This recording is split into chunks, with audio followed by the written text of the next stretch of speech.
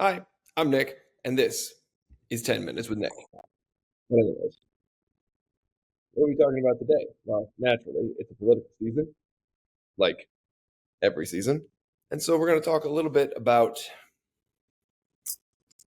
the shaming of other people for who they vote for. Now, granted, what you do in your private conversations is it's up to you. Go ahead, do it. Especially if you're talking with a friend, you're letting some steam off. That's one thing. But when you start going out in public forums, and you start saying, how dare you vote for this person? How dare you vote for that person? Um, just why? What are we so afraid of in ideas that we don't agree with?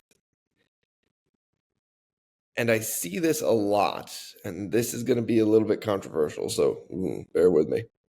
I see this a lot in the left, more so than I see it on the right. Now, that is just literally my experience. Literally my experience. I know many left leaning people who don't live their lives this way. And I know many right leaning people who are legitimately angry about left leaning ideas. Okay. My point being, why are we afraid of ideas we don't agree with? What's the deal? What's the point of being afraid of ideas you don't agree with? Because you should celebrate an idea you don't agree with. Number one, it means that freedom of speech is alive and well. And if freedom of speech is alive and well, then we're all doing fine. But number two, how else will you learn if you don't hear things that you don't sometimes disagree with? Right? How do you challenge yourself? How do you back up your own opinion if you don't ever hear something you disagree with? Well, I do this, that. No. You learn through, famously, the Socratic method is one of the more famous forms of education. It was developed by, you might have guessed it, Socrates. And it's very popular in places like law school, where a series of questions is put to somebody to challenge the information they have, to really put it to the test, really get to the root of it and see if somebody truly understands a concept or if they are simply parroting back something that they've heard. Now, the Socratic method is certainly not without its faults. Socratic method is terrifying for a student because it means they're essentially up on the witness stand for as long as the teacher determines it is necessary to determine if they have actually absorbed any information.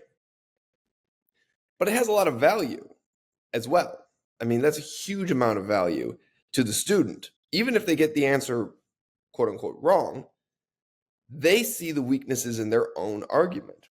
And that is worth all its weight in gold. We've in our education system, and I don't just mean in schools, I mean in our education writ large, because education should continue beyond school. It should continue beyond any sort of formalized learning. We've sort of abandoned this principle of Socratic method. And believe me when I say freedom of speech is essentially a democratized form of Socratic method of teaching, because while you can just have an opinion in the marketplace of ideas, you better have something to back up that opinion too. It's not enough to say, I think all homeless people should have homes. Cool. We'll start with the why. Now, the why could simply be, well, because people need a roof over their heads. Okay, what home should they have? How should they get the home? Who should build the home? Who will pay for the home? Who will maintain the home? Can they maintain the home? Do they have any mental illnesses that we know about? How will we treat that mental illness? On and on and on. The list, you drive down in that fashion until there's no more questions to ask. But we don't do that anymore. We don't live in a society where we want to really drill deep into ideas. We live in a society where we love just that quick answer, that simple, pithy, the one-liner. We love the one-liner.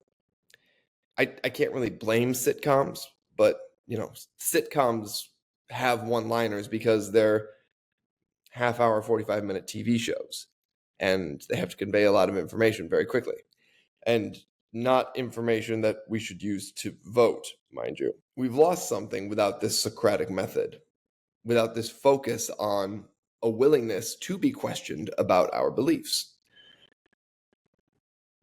In much lower stakes situations, for example, it's very, very easy for a football fan to say, well, Josh Allen has never won a Super Bowl, and so he's a terrible quarterback. Well, how do we define a terrible quarterback? Is it purely Super Bowls? Then, if by definition that is your definition of elite elite quarterbacks, Trent Dilfer, is he an elite quarterback? Oh, Trent Dilfer is not an elite quarterback. Why isn't Trent Dilfer an elite quarterback? Because, as you have said, Super Bowls are what define elite quarterbacks. No? And on and on and on. In much lower stakes situations, we can practice that idea. But it's especially important for our political ideas because even if you know all the slogans and you like the slogans of one party versus another, if you don't understand the slogan, you don't know what you're voting for. You are, by definition, an uninformed electorate. No matter how pithy the slogan you've read, or how many sentences of the Communist Manifesto you've read, if you don't understand it, you are uninformed. And if you are voting as an uninformed electorate, you are subject to the whims and fancies of demagogues.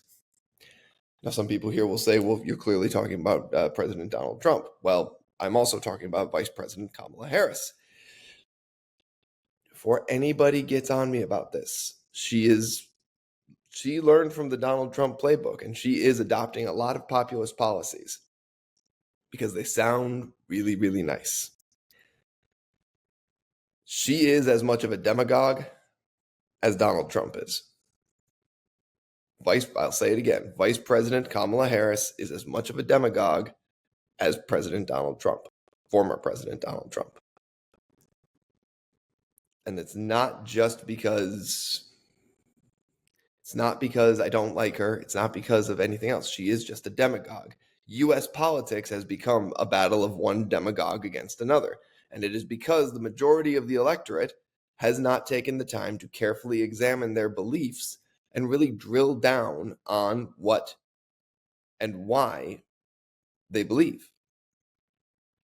Look, if you drill down on it and you decide that you're a socialist, okay, great.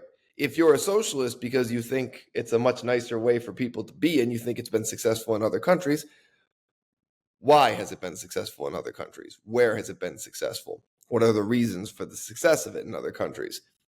Do we ignore the places where it has failed? Democracy, as Winston Churchill has once said, and I'm going to get a little pithy here, and then I'm going to examine it quickly. Democracy is the worst form of government except for all the other forms. And there's a reason for that. It's because in a socialist world, you take choice away from people. In democracy, the people are free to make a choice. Now, they're free to make a bad choice, which is certainly possible, but they're also free to make their choice. And making a choice is by definition a positive, even if you make the wrong choice, because you can always fix an incorrect choice. If you're controlled, you're no better than the sheep over which we have dominion. Anyways, it was a bit of a ramble. I'm out of time. I'm Nick. This is 10 Minutes with Nick, and we'll see you next time. Bye for now.